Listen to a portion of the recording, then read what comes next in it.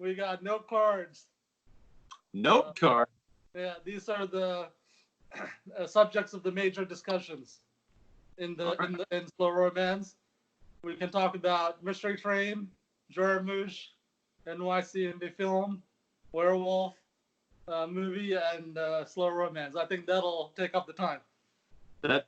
We can do all of that in an hour, which is good because I'm on a clock.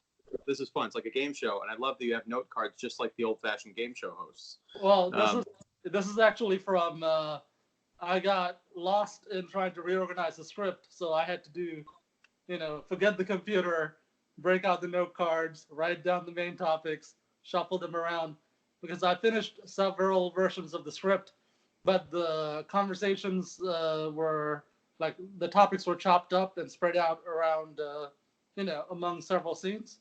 So now I'm doing one scene, one major scene. We deal with one topic, then we go to the next one and the next one, with some linking in between. A better way to go. Cool. Well, let's start. Let's get to Mystery Train in a little bit. I want to start off with the update. Let me turn up the volume a little. Okay. On my phone. Okay. Okay. Try talking. Yep. And let's see. Yeah, it was weird. I think my jack was not completely plugged in all the way, so we'll see how this all comes out. Yeah. Okay. Cool. So I'm coming in. All right. So I can see you really well. I can't see myself because it's tiny. So you'll have to be the director who. It's great because when Skype when you translate this thing, it crops everything anyway to fit us both into the same screen. So I have no idea how this magic system works. So we're just gonna dive right in. What's that? Robot director. Yeah. There. That's the name of your next feature after Werewolf 2. There we go. Robot director. Why not?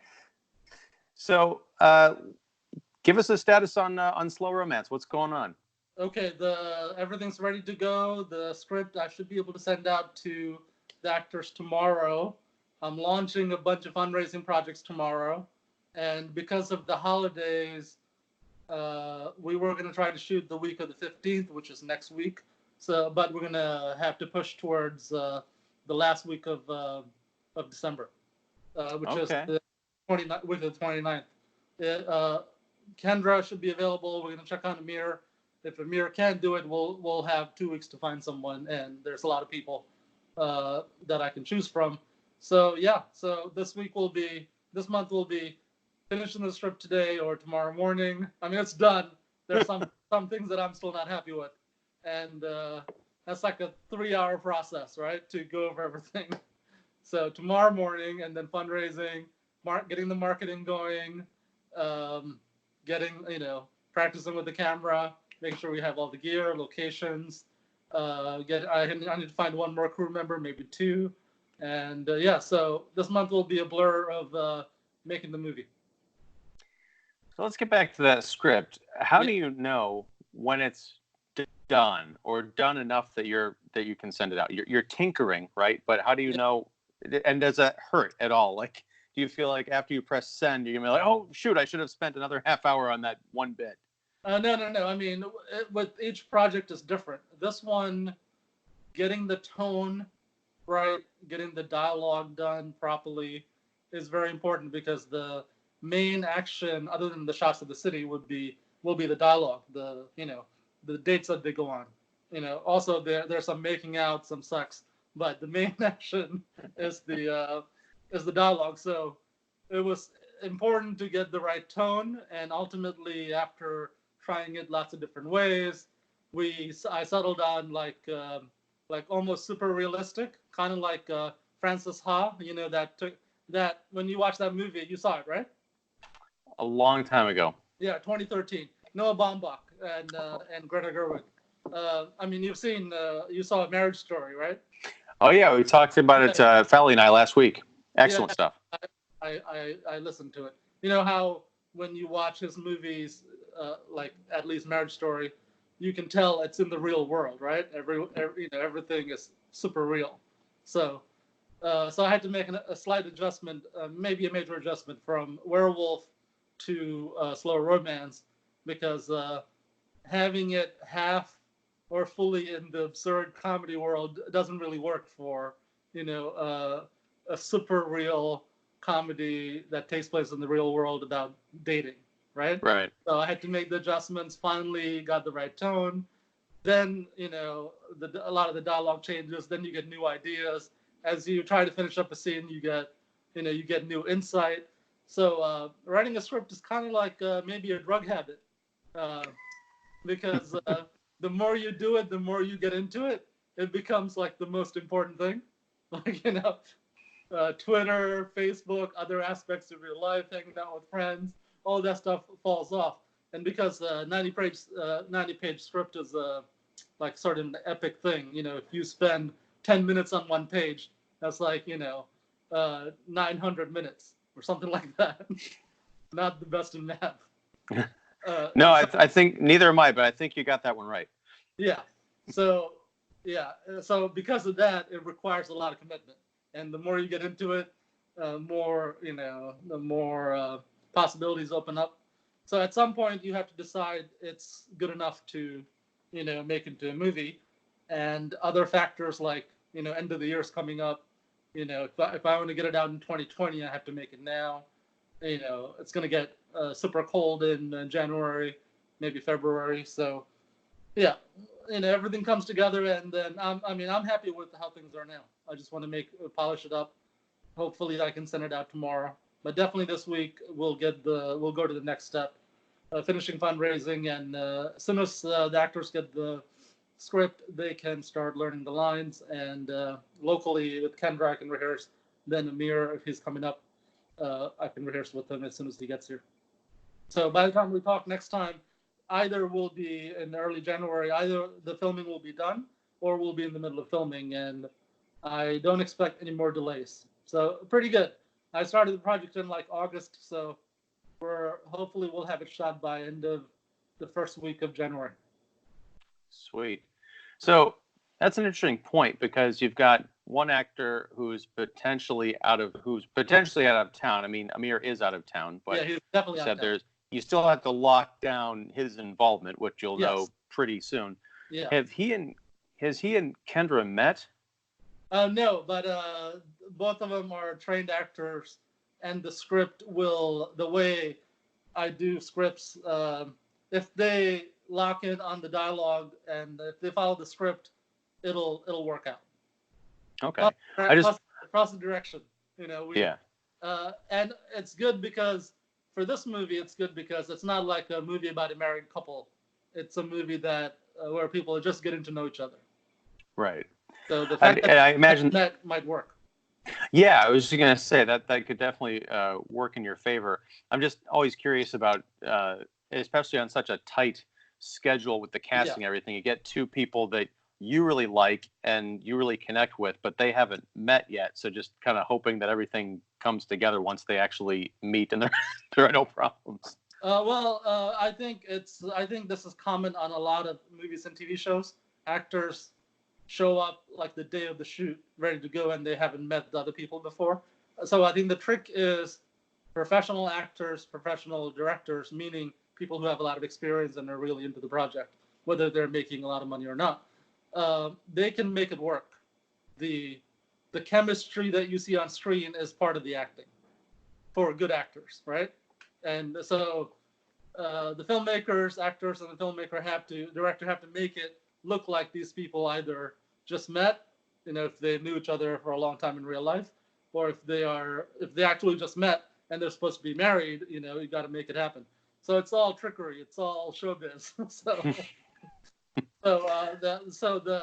What regular people call chemistry can be manufactured, and often is, and it's all a performance.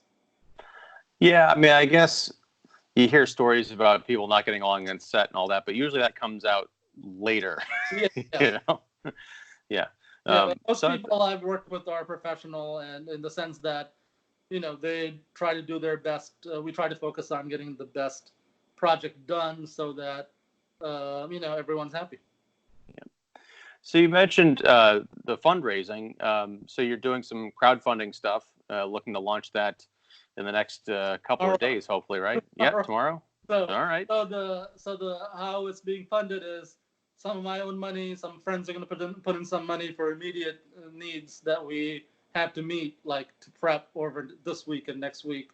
The real cost will be so we might do. I'm going to email a bunch of people and say, hey, send some money on PayPal. Blah blah blah. Here's the agreement, and then we might maybe a GoFundMe because they for production because. That money comes in immediately. We don't have to wait like a month, right? And that can go on continuously. But once the film is shot or while it's being shot, at the end of this month, I'll have to launch a real well thought out fundraiser for on Kickstarter probably for distribution. Maybe that'll cost 20,000 or more because of what I want to do with it. I want to try to get it out to like 100 festivals, run theatrically show in New York, LA, and Chicago at least, plus any other theaters that want to book it. So the distribution part mainly is because expensive because of just the time it takes me to engage with all these theaters and other places, follow up, marketing, ads, et cetera, et cetera. So money from contacting people, friends, acquaintances, supporters, maybe a GoFundMe for the production, and maybe a Kickstarter for distribution, pre-orders, blah blah blah. It'll get done somehow, and there'll be a bunch of fundraising things. Yeah.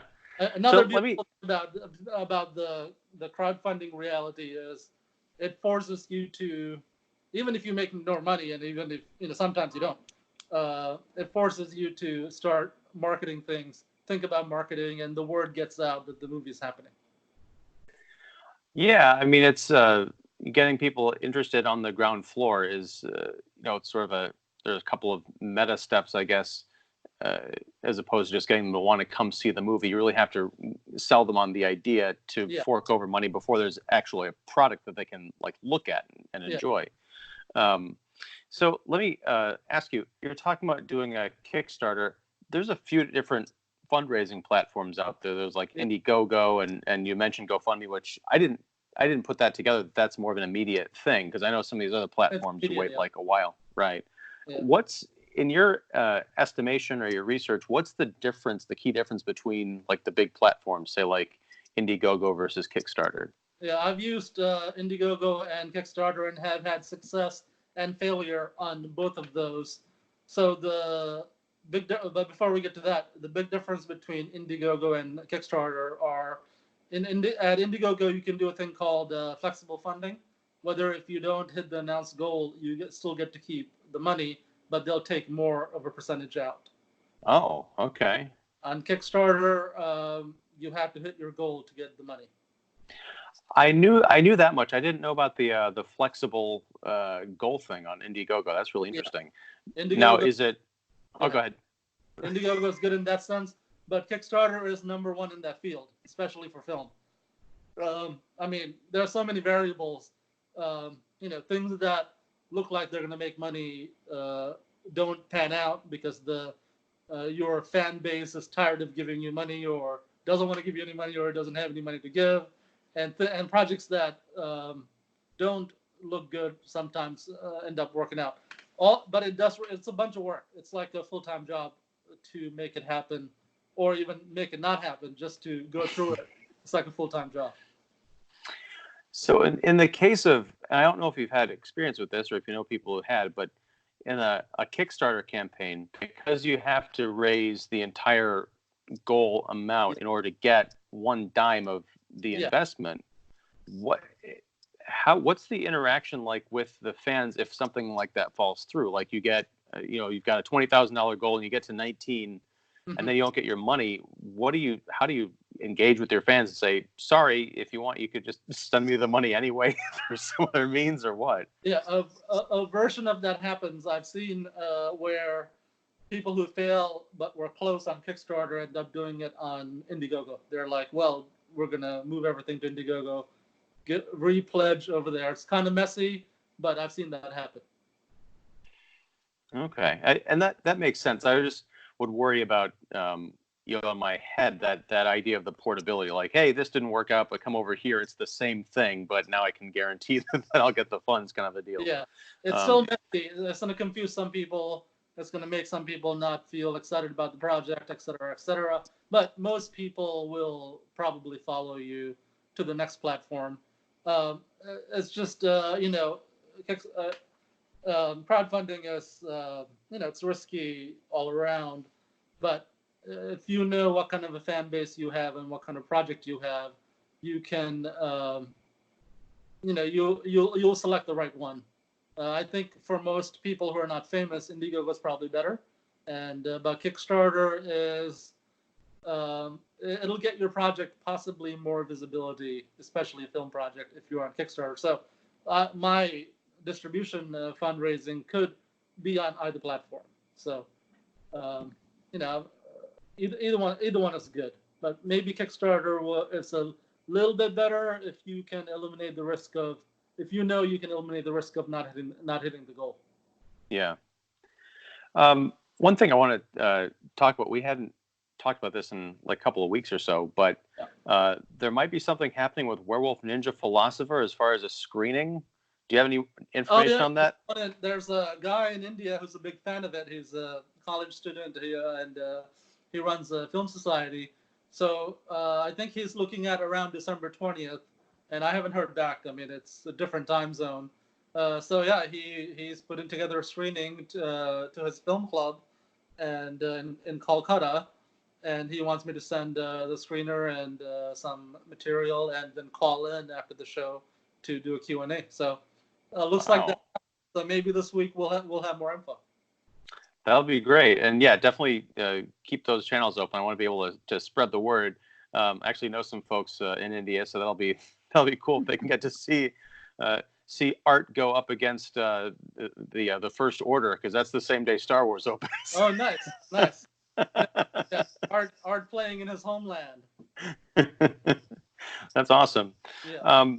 So what else? I know you buzzed through a whole bunch of the topics on the cards. Where are we at now? Oh no, I haven't. I don't think I've gone through the topics on the cards, right? I thought at the very beginning where we hadn't quite figured out the sound, I think. Oh yeah. So there's a bunch of topics. So Rumi is one of the topics. We're going to talk about. What's that? Rumi. He's a famous poet.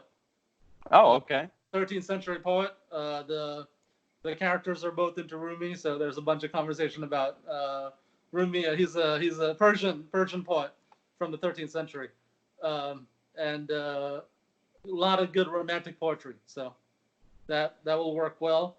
We talk about filmmaking, talk about Buddhism, Sri Lanka, world history, mythology, wisdom, contemplation of death, experimental film, relationships, dating, sex, ways to use your filmmaking skills for something else. And this is probably an interesting topic to talk about, because now that my generation of filmmakers are getting older, 40s, mid 40s, late 40s, some of them are looking at other things they want to do besides filmmaking. Like Shane Carruth from Primer, he gave an interview in early 2019 this year saying, yeah, I'm going to retire from filmmaking. I'm going to see what else I can do to help people, right? And he's like, I'm tired of thinking about distribution, blah, blah, blah. I mean, anyone interested can read his actual words. I'm just paraphrasing. But even before he said that, this is a common thing that comes up, even in late 20s, early 30s. My fellow filmmakers were like, I'm getting tired of filmmaking. I want to see what else I can do, right? So these characters who are both filmmakers will have that discussion about as we get older and, what else can we be doing with our skills in our lives? So that's going to be sort of a plot point that goes to the end of the movie. And something wonderful happens towards the end in line with that topic. You're blowing my mind with that Shane Carruth information, because not just Shane, also Soderbergh and a bunch of other filmmakers. Tarantino's retiring, after his 10th movie. Who else said it recently? some other indie filmmaker said it recently that, the sort of the passion and the drive for, making movies is gone. I want to find something else. I don't know I don't know how to quite take that on board. Tarantino, like when you say that, I've known forever that that he's always claimed he was going to make 10 movies, and Once Upon a Time in Hollywood was his ninth. So there's a lot of speculation as to what his next one was. I just feel like now that we're almost at death's door in terms of the Tarantino oeuvre, I'm finally coming to grips with the idea of him not making movies anymore. And I don't even know what that's like. Yeah. Like, how can I live in a world where Tarantino is not an active filmmaker, but he's still alive? Yeah, that's going to be weird. Also, I mean, internally for the artist, they really have to come to the conclusion that it's not worth it, right? I mean, the people who are talking about retiring, those are usually in the minority. Most filmmakers keep doing it until they die, or until they can't do it because no one's interested in helping them make movies anymore. It's a weird situation, but I look into it in this movie. I mean, I can't imagine retiring, so for myself. Well, and that's one of the things I've heard from filmmakers. Adam Green, the horror director, has said when he talks to young filmmakers who ask, like, how do I get into the business? His first question he asks is, what would you rather do if you couldn't be a filmmaker? What would you rather do? And they'd be like, oh, I'd go to dental school. And he said, go to dental school, because if you have an answer to that question, then you shouldn't be a filmmaker. It's something that you have to live and breathe and just be. Yeah, I see filmmaking more as an art practice that you're going to do, like having a religion or something, right? Right. Whether you are going to make money or not. And if you approach it that way, you're guaranteed more professional success, because if you keep making movies, you meet other people who want to work with you, you develop a fan base. But if you approach it the other way, I'm going to try to make money and get famous through the industry. As soon as you don't meet with success, then you're going to be like, all right, that's it. I'm going to go do something else. So either you're a committed artist or you're not. But the thing we're talking about are committed artists who've had success, who maybe they don't want to do it anymore. Yeah, and I understand that too. We've kind of talked briefly about how artists go through different passions sometimes over the course of their life. At one point I was heavily into drawing, and now I'm doing film criticism and podcasting, but I kind of rediscovered drawing, earlier this year. So it just kind of ebbs and flows. It doesn't really go away. So even if I were to say, this podcast and film criticism, if I were to walk away from this at some point, it's not like I wouldn't be doing anything. I'd just start reading the sports section on Sunday afternoons. I'd find another creative outlet, because I have to produce something. I have to express how I see the world in some kind of an artistic medium. Oh yeah, one thing, what I discovered, what I always knew, but just over the last month, I was writing almost daily basis heavily. All other work was put off, and the more you get into it, the less interesting social media becomes. So I can see writing a script every month to keep myself off social media, because whatever is happening over there is not as interesting as what's happening when your idea is fully developed and it's alive, and you're going back and forth with it. Well, it's also, you start to engage in that kind of a zombie way, because it's very hard to just look at Twitter or look at Facebook. It's always, I'm just going to check my notifications, and then 2 hours later, you just find yourself dumbly scrolling through, baby Yoda memes and stuff, and all that's fun. It's a distraction from what you ultimately should be doing with your passion, your creative output.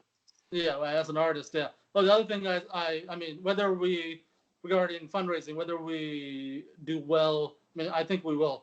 The goals are small. Whether we do well on the crowdfunding or not, there's a bunch of client work and other regular work that I have lined up that will help pay for the movie, at least the production. It's the distribution that will require some help, but I'm pretty confident we'll get it done. This is the 9th movie, so yeah. We got through 8, so we can get through the 9th one. So you're right on the cusp of matching Tarantino film for film. Except this is my fifth fiction feature, and one fiction feature didn't get edited yet, and 1/1 millionth of people who know Tarantino know me. He's dealing in the millions. I'm dealing in the hundreds, as far as fans go. It still counts. It's about the work, not the audience, right? And how far it gets. Actually, this is a good segue. I have an absurd goal of getting 100,000 customers for Slow Romance. So let's see how that turns out. So if you set a goal and you kind of work towards it, then all your strategies have to sort of change to meet that. So me setting that goal even prior to writing the script affected what kind of choices I made and how mainstream friendly the film's going to be. So it won't be slow as Werewolf. It won't be that kind of a slow cinema movie. It'll even be a little bit faster than Mystery Train. Probably the pace will probably be more like Francis Ha, and which is more of a mainstream friendly pace. Well, that's good, and maybe we can segue to Mystery Train now that you brought it up. Sure. I watched it this afternoon, and this all came about. Sorry, what? Congratulations. Oh, thank you. I want to congratulate myself for having seen it finally after 30 years. Yeah. It's just about exactly 30 years ago. I think it came out mid-November of 1989. 1989. That's bonkers. Speaking of dates, Steve Buscemi is in the movie, and he was born on December 13th, which is coming up, and I believe that's your birthday as well. Yeah. Me and Steve Buscemi, we're birthday buddies. Who else? Godard is December. Amir Matla is December. My granduncle, who's a Buddhist monk, Bhante Gunaratana, he's December. He just had his birthday. He turned like 92. So wow, that's good for me if the genes hold. So well, but okay. So I think I heard about Mystery Train in Werewolf Ninja Philosopher. Yes, good job, Werewolf. Yeah. And then we had talked about that, in one of our subsequent conversations. You had asked me if I had seen it. I said no. And then last month, I was interviewing Jennifer Reeder about her new movie, Knives and Skin, which comes out on Friday the 13th. Oh, and is she New York-based or Chicago? Chicago-based, yeah. I think the movie is getting... I know it's playing at the Music Box and some other places, but I think it's getting a pretty decent push. It's coming out from IFC Midnight. Yeah, we have IFC Theater here in New York, so it'll probably play there. Yeah, definitely check it out. It's awesome and really different and weird and oddly emotional. But in the interview that we did, which will go up on Friday, she made a reference to Mystery Train, and I'm running on very little sleep, so I can't remember exactly what the reference was. I'll have to go back and listen to the conversation myself. But I was like, Mystery Train, I know that. There's a point of reference you're mentioning that thanks to Sujewa, I've got, if not full comprehension, there's at least an alarm going off. Yeah. So like, hey, let's talk Mystery Train. Why not? And so I rented it today. I'm gonna put the Criterion Blu-ray on my wish list because I loved the movie. It's one of those fascinating films that, thanks to you and being open up to slow cinema, I can appreciate as slow cinema. But it's such a varied trio of mini movies that all come together in the end that it's hard to describe to anybody as like, well, what is this movie? Mm-hmm. Because each of the little vignettes are so thematically different, and yet they tie together. There's stories about like brothers-in-law and people traveling from other countries and all of that stuff, and converging in Memphis and indulging the mystery and the mystique and the legend of Elvis. Mm-hmm. And it's a completely crazy movie, but with some really terrific performances, some spot-on writing. I don't know that much about Jarmusch. I've seen a handful of his films, and I think with the exception of that zombie thing he came out with this summer, I'm pretty much in love with his work. Oh yeah. But I'm a big fan of Jarmusch, so we can talk about Jarmusch all day. well, unfortunately, we don't have all day. But maybe Right. we'll have to pick up. We'll do a Jarmusch series. Yeah. Get further down the rabbit hole. But what I'm going to stop rambling. I want to get you to tell me Sure. what it is that you love about Mystery Train. So I saw Mystery Train in Chicago, 1990, winter of 91, 92. Belmont and Clark, there was a video store. I lived on Belmont Avenue, and I rented it because I just kept seeing the box. Go ahead. Oh, sorry, you froze there for a second. So you were living on Belmont. There was a Belmont and Clark video store when you were living in Chicago, and you rented it. Okay. Yeah, because I heard in film school, Columbia College, Chicago, they were showing us a clip from Stranger Than Paradise, the breakthrough movie by Jarmusch, and that was putting me to sleep. So I wasn't focusing on it, but I knew the name, and the video box looked so like it was really shot really well. I mean, the colors. So I rented it, and I knew his name a little bit from film school. Then I watched it.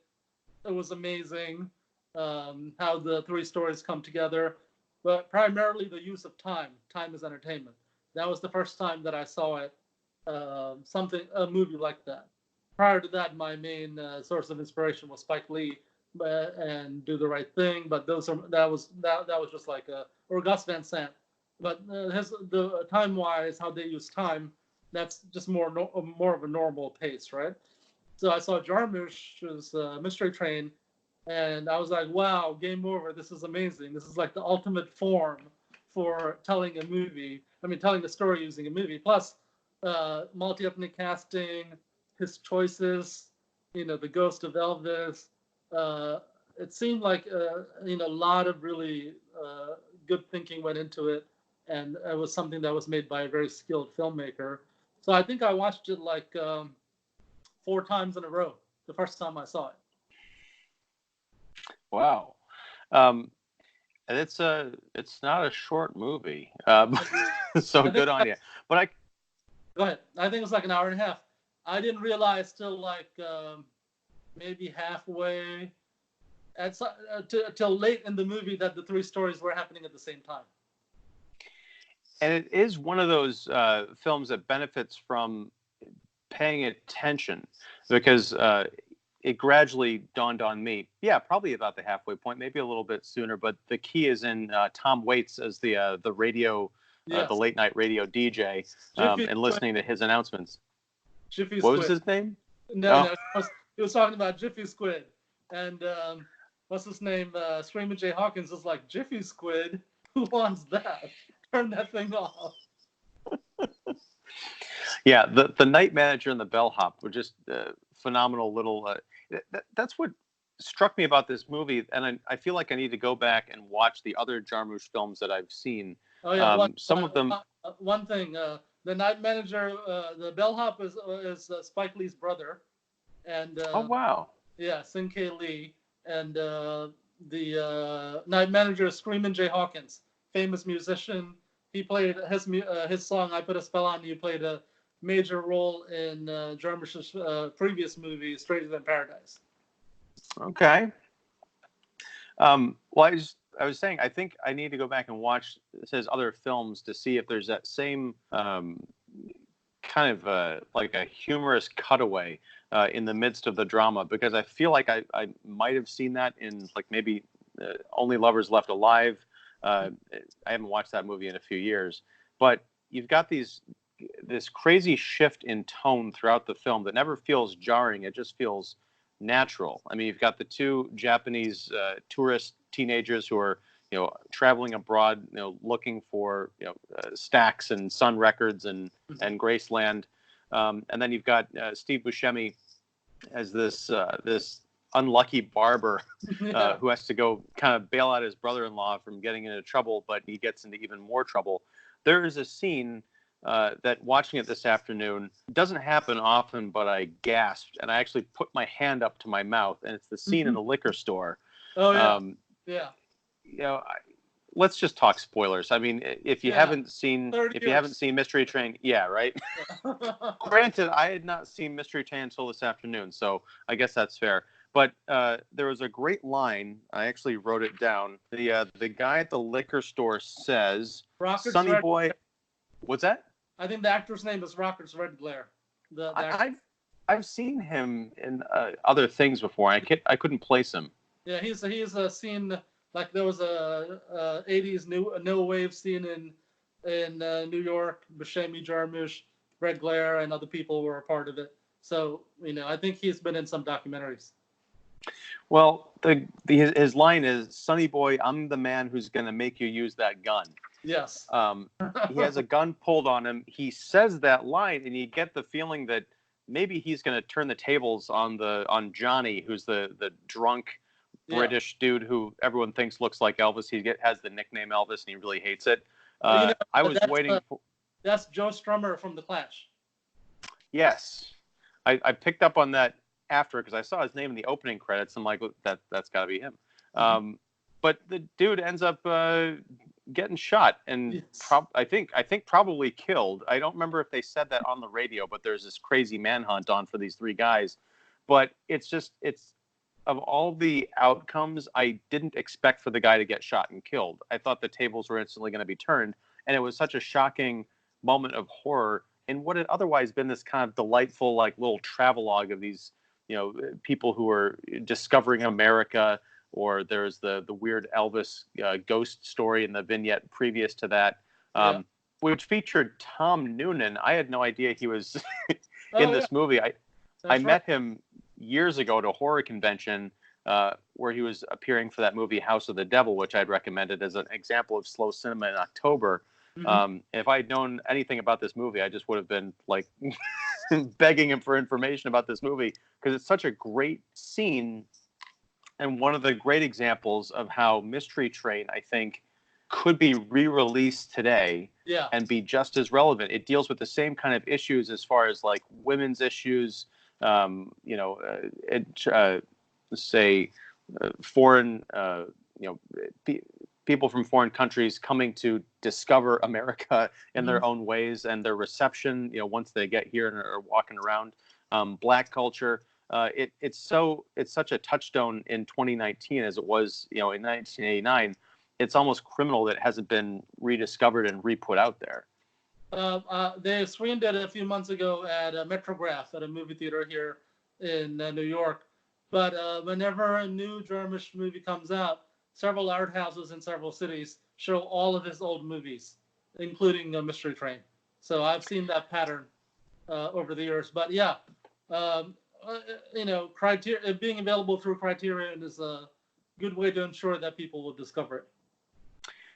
And that's almost not enough for me. I mean, there are so many movies now that try and do the whole like woke thing and tick all these boxes. That this movie did all of that 30 years before it was cool, and in a way that didn't feel like someone was trying to make a statement about anything. They were just making movies about interesting characters, and the message came across in the undercurrents. One of the things I liked about this movie, because even in 92 when I saw it, or 91, I don't recall, this is one of the only movies that reflected the real life diversity on the screen, right? If you can think back to 91, other than Spike Lee and a few filmmakers, a lot of diversity, casting and ethnic diversity was just not existent. Almost every movie is like, bunch of white people, which is fine, but there's like a gazillion other things happening in America, right? So film had not yet really opened up to casting non-white minority actors or foreign actors, at least American film, because we're talking about even back then, we're talking about pre-digital video, so making a movie was still like $1 million thing on any sort of a Hollywood scale. So big changes have happened since then, but Mystery Train having to be one of the first movies to do it, reflect real life in such a poetic way, what is remarkable. And the other thing that's remarkable to me, and I hate to think along these lines, but I just feel like I'm so immersed in this modern culture and the narrative. It just seems strange to me that it was you've got these wonderful portraits of different races in this dramedy. It's all done by a white guy, but not in a way that feels pandering or clueless. Yeah. He feels like he's done the research or at least listened to the experiences of people who have lived these lives and translates it to the screen because no one else could or would. Well, Tom Waits said the key to understanding Jim Jarmusch is he's an alien or something like that. So we don't even know if Jarmusch was actually white or if he's some kind of a extraterrestrial being from Ohio. He grew up in Ohio.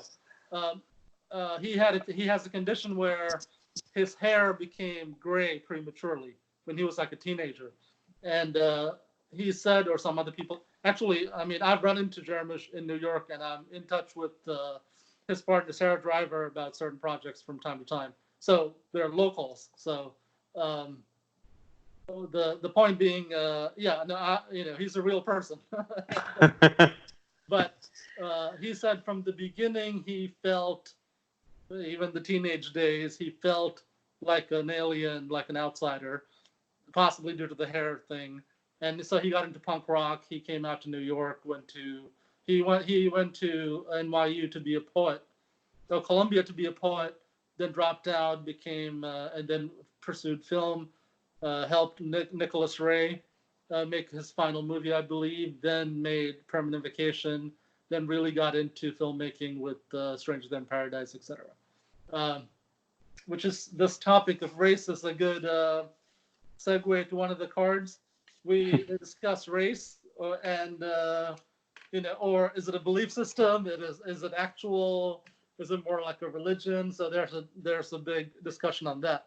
So my own take is it's more like a religion, right? If you believe it and you enforce it, then certain things happen. Just like the religion, a religion like Christianity or Islam, the core might not be true, but once you create the institutions, right, then it has an effect in the real world. Then you have to deal with it. Yeah, race is it's a tricky thing and a hot button issue, and I can't wait to see how you deal with it in the, the film. Yeah, I think people should talk about anything that is relevant, and I'm open for all kinds of discussions as long as people are civil about it. So one of the takes we discuss is that because of colonialism and slavery, race became a way to justify, for the European civilization, to justify taking over people's lands and having slaves, because some people were categorized as not as human as other people, right? So, but over time, everyone backed away from that, and the Nazis took it, took it super seriously. And after they did that, everyone started backing off from that. Now it's just a weird thing. Some people are really into it. Some people are trying to bring the Nazi type thinking back. Other people are trying to say, chill out. My ultimate take on it is, humans are vastly similar, more similar than different. And, it's obviously the same species.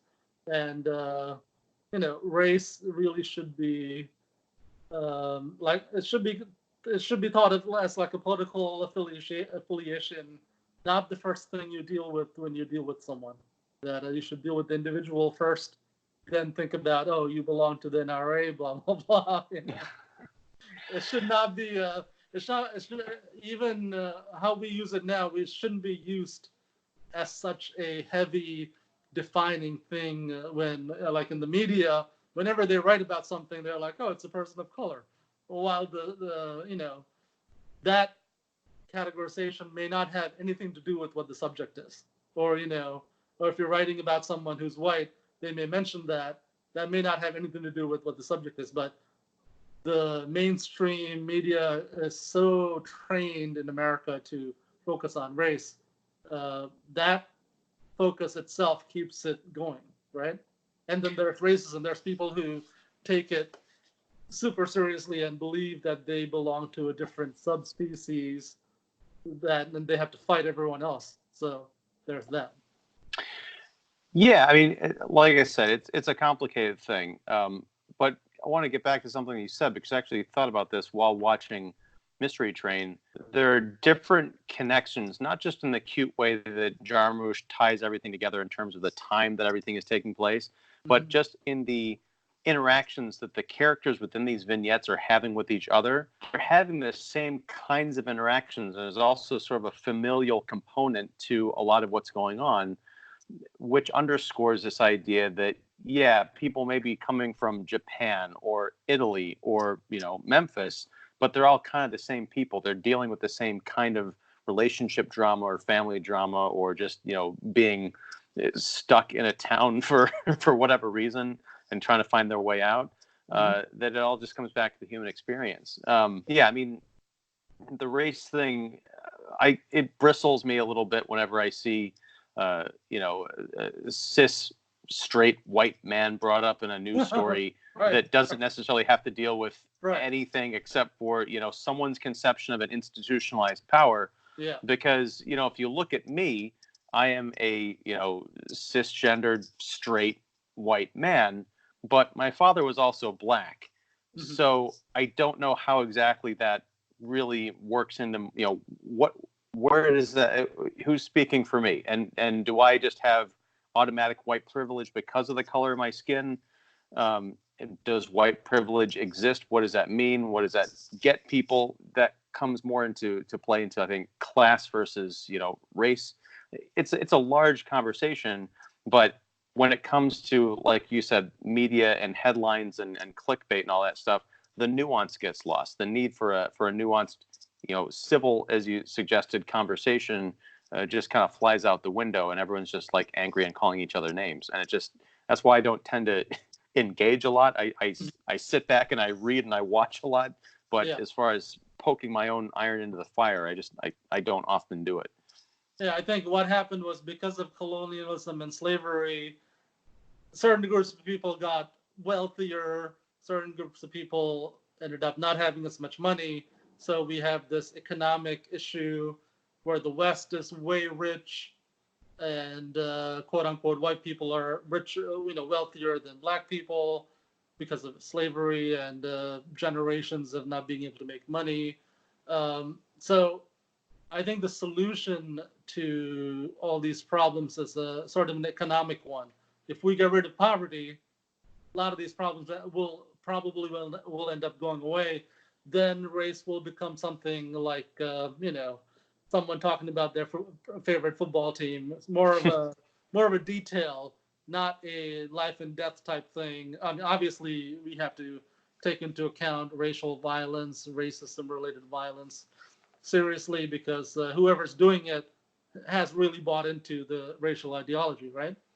So yeah, that is true, but I think we also need to, and it's a hard conversation to have because of this culture we're in, media wise, but to look at how many genuine racists are out there in America, and how much of a problem are they in the wider context. People like to throw around the term Nazi now, largely because Trump's in office, and they want that Stephen Miller's a Nazi and Trump's a Nazi and he's a fascist and he's destroying America and all that. That's cute and that's fine, and we've got the quote unquote resistance out there trying to bring him down. I'm not saying I disagree with. Probably close to how people describe Stephen Miller is probably somewhat accurate. Well, but here's the thing, that I don't know how much of that is true versus how much of that is people latching on to elements that they don't like about a political opponent and exaggerating them. My idea of a Nazi is someone who would not associate with black people or people of other races. If you look at Trump's history, he has done that. Now, we could also get into the weeds of, was he using them or, whatever. but it just feels very easy to me to latch onto a political rival's characteristics you don't like, blow them way out of proportion, and sort of upset the national dialogue. Like, honestly, did we just have a culture of Nazism that emerged 3 years ago that was just hidden for the last, since the end of World War II, and all of a sudden it's a major problem and we've got Reds under the bed again? I know Nazis and communists are not the same thing, but I just can't take any of it seriously anymore. Well, I think it depends on what you see, right? Many African Americans would argue that racism never really went away. It just got swept under the rug during the Obama years and prior. As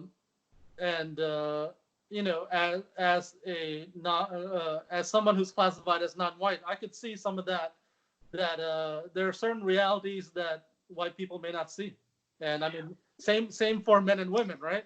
Certain realities that I never experienced as a man that nevertheless exist in the world, and it's just as an individual, it's not on my radar. Yeah, but I mean, even during the Obama administration, that's when you saw the emergence of Black Lives Matter and all of these police brutality stories. That didn't happen under Trump. That was when we had a black guy in the White House, right? Mm-hmm. So my question is, again, and also there seems to be not a denial of progress, but an inability to look at the context. We're not living in 1962, where black people walking down the street, in large parts of the country, not just in the South, but all over the place, might have serious problems. That's still true today, but the percentage of it compared to the wider population and in terms of social acceptance is, much different. I mean, even if we took an instance of, a black person getting harassed in the street, there'd be a news story about it today, but it's not like, well, what are you going to do? There's outrage, from white people about that happening, which you didn't see 50 years ago. Yeah. I mean, it all depends on who you are and how the things affect you, right? Let's just focus on police brutality or how the police approach minorities, which has been a big issue here in New York and all around the world. Yeah. I myself, I get along fine with the police. I've never had a problem with the police, but I have friends who have been harassed by the police, and their approach, how they think about the police, is entirely different. So, yeah. And I mean, how you probably don't have any problem with the police because, we are sort of in middle class, creative fields, and, the police react to us differently than they react to someone in a poor neighborhood. Maybe for good reason. Maybe the police are, on edge. It's a tough neighborhood, right? Everyone's going to be on edge. So, well, but I want to push back on that because you may be making that assumption because of the color of my skin, because of my middle class status. How do you know that? You're again right. That's the thing. I know from the months that I've known you. You've never said, "Hey, I've had a major problem with the police. Here's my take on the police." Well, I also did not tell you about my my college coke habit either. But sorry, I didn't just cop to anything. That was a joke. It was a joke. Yeah. No, I think why race is a complex topic is it affects some people, not at all, and if it affects some people immensely. And then there's a whole spectrum in between. Then there's identity, the past, like, when it comes to discussing the race in the South or race in Germany, for example. And then there's the fear of the future. One of the narratives that I've always hated is media focusing on, I saw this even in the 90s. Every year there are stories on, in 2050, there's not going to be any white people, or, in 2050. I'm like, these people these groups of people are not tribes. We don't have multiple, it's one country. We should focus on, will there be a really good America in 2050 with really good Americans?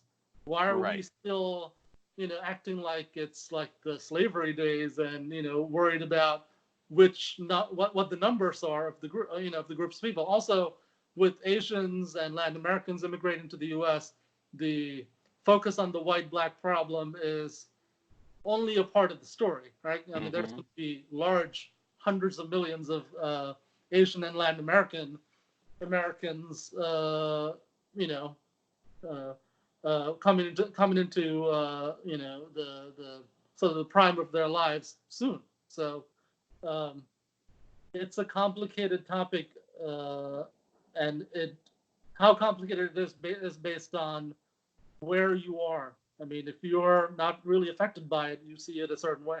If you're affected by it, you see it another way. Like politics or religion, it's a super complex topic. Yeah. Which is, you know, one of the reasons I love art and the movies is because there are people out there with way bigger brains and and you know and you know, heart and passion and different ways of looking at these things that are making material and putting out there so that people can get those different perspectives that they wouldn't necessarily get just by, you know, asking someone on the street. Yeah.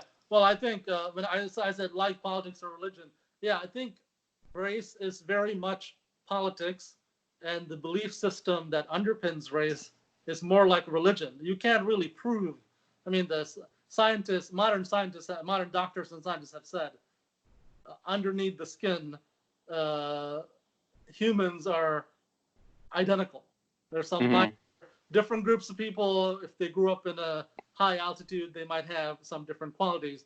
And one of the ideas I like to push is that what is unique about humans is the mental ability. It's not that we can fight a lion and win. It's just we can outthink a lion, right? So the human mental ability is universal, right? You can take someone from Japan and teach them English, teach them how the system works in the US, and they can expect to do well. Same thing, you can take someone from Virginia, take them to, like, you know, South Africa, teach them how the system works, they can do well. So one of the bad ideas that are in the race thinking category is thinking of humans based on the body, which is ridiculous. The body is not what makes the human species special. You know, we can't fly, we can't swim like the fish. We don't have we're not like, lions or tigers. It's our mental abilities, and those are transferable traits. Anyone with a certain level of intelligence that are found, the normal level that are found worldwide, can be taught to be excellent. Yeah, and that's what I'm hoping for. Because I hear those stories that you were referring to about the white population dwindling or disappearing in the next however many years. I don't exactly know how I feel about that, because kind of along the lines that you're talking about, I don't know how important quote unquote white people are. I think it more comes down to a matter of values and culture that we're talking about in terms of the American experiment. Like, it's entirely possible that we do have an entirely brown or black or Asian looking populace that has the founding values of the Constitution. Yes. And I'm not, white people are never going away. I mean, no one is going away. Right. Only on you find this in Sri Lanka also. The fear of some ethnic group disappearing is used by politicians to get support. But numbers wise, everyone is doing great. We have like 7 billion people. we have too many of everyone. So we can take half away and we'll still be fine. Well, I think that'll be the big marker of progress, and perhaps the real first post-racial world is 50 years from now, when white people are the minority and all the rich assholes are like black and Hispanic and Asian. The people controlling the levers of power. Yeah, well, I mean, this is what I'm saying, that race is more like religion. There is actually no significant difference between a white person, a black person, a Chinese person. It comes down to the individual. What culture are they practicing? And culture can be taught to anyone, right? So the the differences that people see when if they really believe in race, it's because of their belief. They believe that we're going to define white people in X way, and I belong to that group, so I have some of those qualities. So if that group is under threat, that means I'm under threat, blah, blah, blah. So it's all, just like religion is also politics, race is also politics, and race is also religion. So I think the way out is to deal well with individuals, deal like the golden rule or whatever, right? Treat others the way you want to be treated. Hopefully you're not a psychopath. Yeah. And I think a perfect example is Mystery Train, because you mentioned this movie, and through a couple of other like psychic coincidences, I was compelled to watch it, and you shared this lovely story, this multiracial story about human connection with me, and now I want to share it with everybody. And that was the big reason that I was talking about, like, why don't they just re-release this? I'm not talking like an art house release, which I think is important, but like, put this out in AMC theaters all over the place and say, here, come watch this, fun, weird movie with a bunch of actors that you may not recognize because they're 30 years younger, but this is an important movie. I think everyone should see it. So you're saying that Jim Jarmusch's Mystery Train can save the world, at least America? Yes. Yes, it can. That's the power of cinema. If Jarmusch listens to this, he'll be like, these two crazy kids. He's like, forget this, man. More seriously, that is the power of cinema.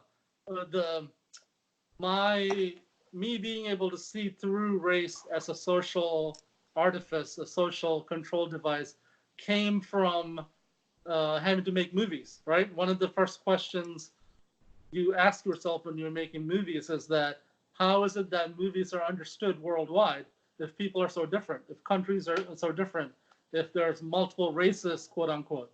Then once you look into it, you're like, oh, humans are basically the same. It's just, this is a political layer in the belief system. And cinema is a good example where, a good story, a good movie made in Japan can play well in Europe. Good movie made in Europe can play well in India. So, the human experience there's a universal aspect of it, and cinema reflects that. Yeah. It really will save us all. I believe that. Especially art film. Slow cinema will save the world. There you go. What else? All right. Well, Identity, America, and Human Unity, New York City, plus some other things. Yeah, we got through a lot, but unfortunately we're right up against the clock here, so we're gonna have to leave this till next time. But we're gonna talk in probably January 8th. That seems to be our day. The 8th, sounds good. Hopefully we'll have the movie shot. I expect it to be either shot or towards the ending of shooting, and I'll send you some clips and some pages, and I'll send you all the links for the fundraising and marketing things next week, or Monday, tomorrow.